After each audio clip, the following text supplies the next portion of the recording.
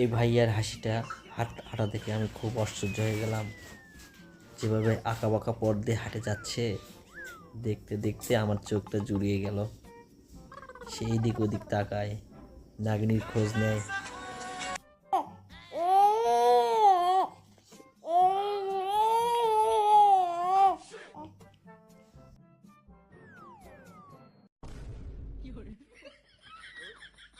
অনেকটা পথ পাড়ি দিলাম তাকে নিয়ে, এদিক ওদিক তাকায়, আবার যায়।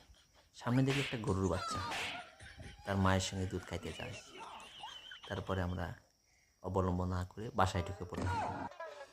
বাসায় ঢুকে যে একটা গেট, তারপরে আমিন সাহেব দেখি পোলে উঠে তার খুলতেছে, আর ভাইয়াটি তার ধরে আছে, কি যেন বলতেছে, দেখি শুনি কি বলে। লাগাবো ওখানে।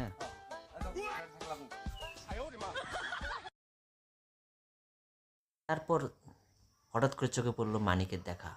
মানিক দেখি তার পোলে উঠে তার খুলতেছে। তারপরে মানিক হাসি উঠলো, মুখে হাসি দেখে আমার বুকটা জুড়িয়ে গেল, সামলাতে পারলাম না, আমি নিজে হেসে উঠলাম। মানিক ভাই তার গোছাচ্ছে আর বলতেছে, নাগিন বড় সাপ, নাগিন লাগবে। এই কথা শুনে আমি তো সুদনা হয়ে গেলাম। তাকে কিছু বললাম, সে কি যেন বললো, শুনতে পেলাম না। আমরা শুনবো, দেখি কি বলে।